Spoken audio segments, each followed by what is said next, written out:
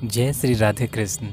हम लोग भक्त चरित्र में भगवान श्री कृष्ण और माता राधा के प्रिय स्वामी हरिदास जीवन चरित्र के बारे में सुन रहे हैं।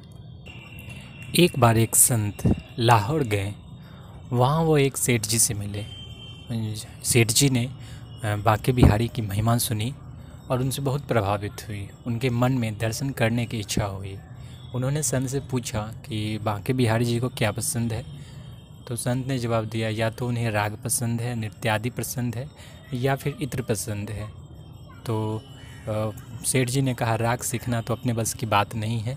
वो उन्होंने एक बहुत सुंदर इत्र बनवाया। उसे एक पात्र में ले करके वे वृंदावन की ओर चले। वृंदावन पहुँचे। काफ़ी लंबी यात्रा के बाद उस समय निधिवन पहुँचे, तब बांके बिहारी जी का द्वार बंद हो चुका था। और तब तक किसी सेवक ने कहा कि आप अभी मंदिर खुलने में समय है, तब तक आप स्वामी जी के दर्शन कर लीजिए। स्वामी जी उस समय यमुना के पुलिन पर बैठकर ध्यान में थे। तो सेठ जी वहाँ बैठ गए और उन्होंने अपना पात्र इत्र का भरा पात्र स्वामी जी के सामने निवेदन कर दिया। स्वामी जी उस समय अपने मन में मनोभावना में भगवान श्री कृष्ण और माता राधा को होली खिला रहे थे।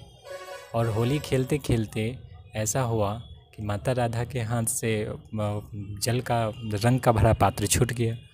अब जैसे ही छूट गया तो होली के खेल में ऐसा ही होता है कि जिसका जो रंग देता है उसकी विजय हो जाती है। और सखियों का तो एक ही मंतव्य रहता है कि किसी तरह उनकी मालकिन उनके सामने जीते, उनकी सखी जीते। तो जैसे ही सेठ जी ने वो इत्र का पात्र आगे रखा, स्वामी जी ने मंद आँखों से ही उस इत्र के पात्र को से भरे इत्र को यमुना नदी में निवेदन कर दिया।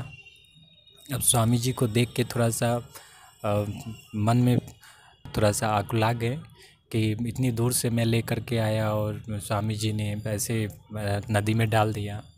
तो जैसे ही स्वामी जी की आँख खुली तो उन्होंने देखा कि ये सेठ जी लेकर आए थे और ऐसे ऐसे। तो फिर उन्होंने एक सेवक को बोला कि आप इन्हें जाके पहले मंदिर के दर्शन करवा लाओ। सेठ जी जैसे ही निधिवन पहुँचे तो वे उसी इत्र की सुगंध से पूरा निधिवन महक रहा था। जब बांके बिहारी जी का पर्दा खुला तो बांके बिहारी जी पूरी तरह उस इत्र से सराबोर थे। पूरा निधिवन उसी इत्र की सुगंध से पूरी तरह फैल गया था। जब दोबारा सेठ जी स्वामी जी से मिले तो स्वामी जी ने उन्हें बताया कि वे तब मानसी भावना में प्रिया प्रीतम जी को ठाकुर ठाकुरायन जी को होली खिलवा रहे थे।